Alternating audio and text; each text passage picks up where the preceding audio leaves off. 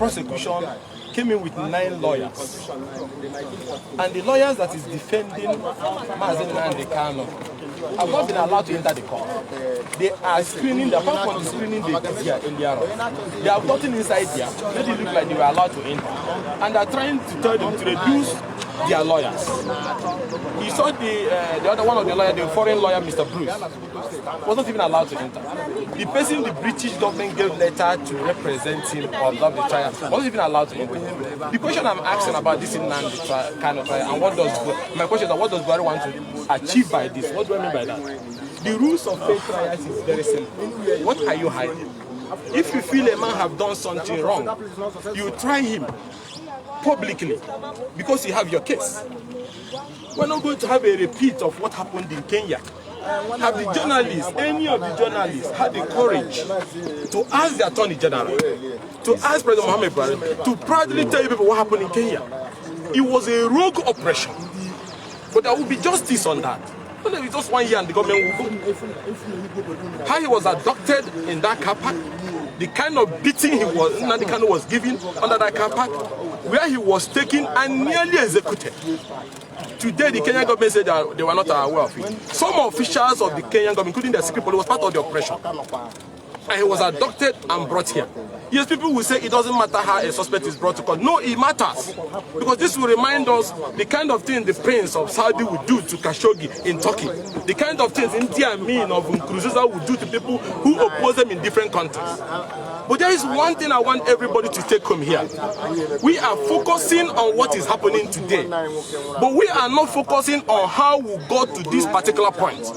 Any messenger of truth, anybody who desires justice, like I do, will understand that the events of today were all predicted. You saw the injustice, you saw the lopsidedness of actions that was taken by the president from the very moment he was sworn in. From the issue of 95% to 5%. The president carried on with divisive policies, which you know, hate was promoted, divisions was promoted. And all the people who are complaining today, what did they say? When there was those killings in Nimbo, those ones in Okigwe, those ones in Delta, where people were killed and raped, what did you tell the president? What did you demand? All of you were here when we even asked for a change of the service chief for us to be able to bring proactive action. Was there anything that was done? No. Was there anything that was done? No. Now, at the time the Attorney General rushed to go in heaven, we were facing the sky. Yes, sir. And proscribed the IPOB. Was there any killing? No. Was there any confusion? No. These actions were promoted by hate.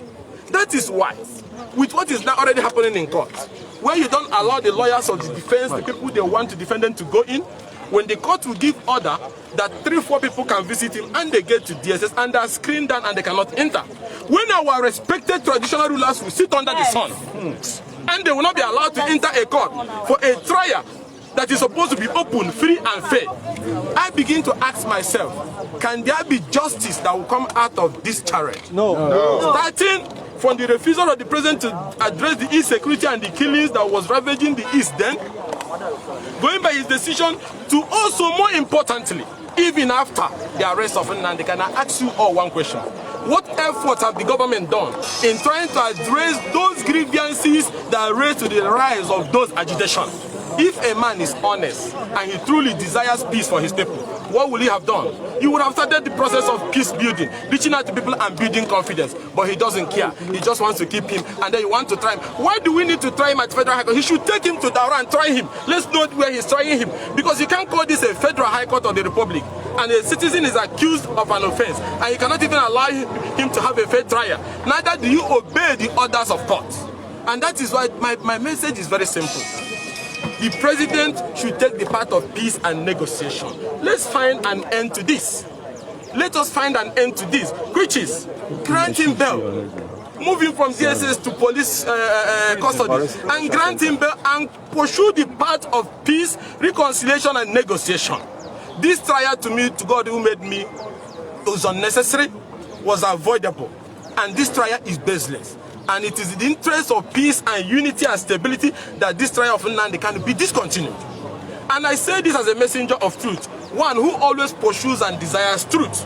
After all, you people were here when the DSS charged me for treason. of trying to overthrow the government. Did I overthrow the government? No. Did I? No. Did it change my views on issues? No. No, because if you believe in truth and justice, it does not matter how many times you are tried or how many times you are arrested. You always pursue truth.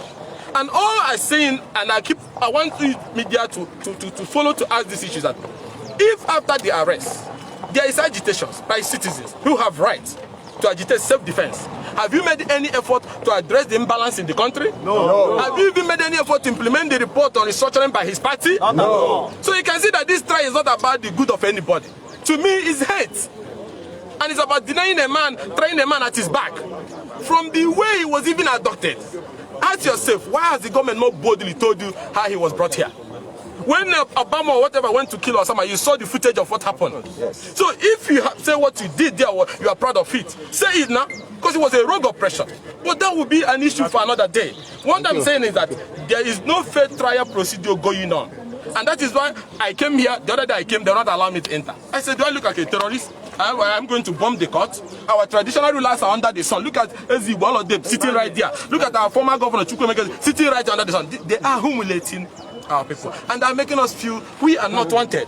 And that is why I said, let the president open the court and allow Nigerians to witness these proceedings. Of course. And if I were to advise, discontinue this trial, grant him bail, and take the path of peace, negotiation, and reconciliation. That is the easy part. Instead of wasting so much resources, I was coming here, I saw Navy, I saw Air Force, I saw all security agencies all over the place. We need these men in the field to help us quell rising insecurity in the country. There is a lot of challenges that needs to be addressed. And if you try a man without giving him justice and fairness, that trial is nonsense. So I am here to say that this ongoing trial and the denial of access to justice is unfair, and that has made this trial a charade. And I know, and I plead with Justice Muntalanya, you don't continue a proceedings if your orders are not obeyed. If you believe as an agent of justice that your orders are not obeyed, you suspend this. You stop it for now. Because the other day they gave the order, you saw what happened. They were not allowed.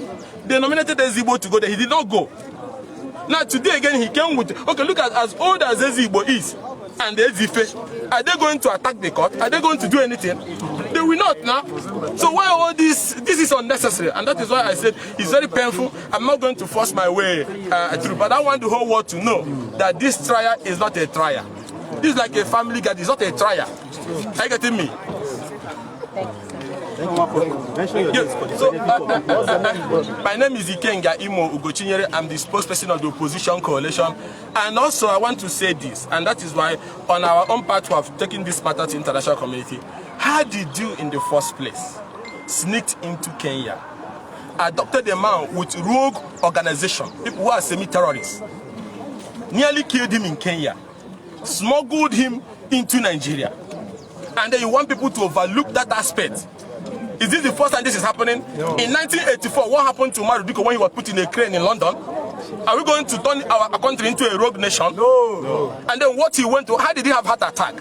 Was it not when the people who adopted him in Kenya turned the generator on his face that he had that heart attack? Does he used to have that medical history before? No. So when you do all these things and then you don't apply the same energy to the bandits and the killer herdsmen that is ravaging our farmland, you don't use the same method to go to Niger to abduct them or go to the forest to abduct them, and you abduct this man and you want me to believe that you want to try this man and fail. I will be a fool to believe that. This trial is baseless to me. As long as I'm concerned, discontinue this trial, pursue the path of peace and reconciliation, address these grievances.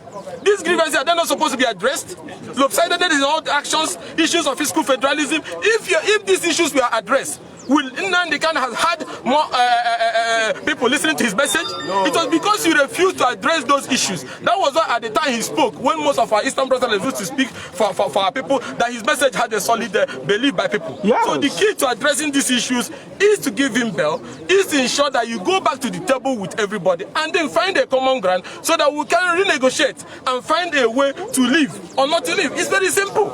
And this is issues of fundamental human rights, right to self-defense and so on and so forth. Or were they happy when those things were happening in the forest?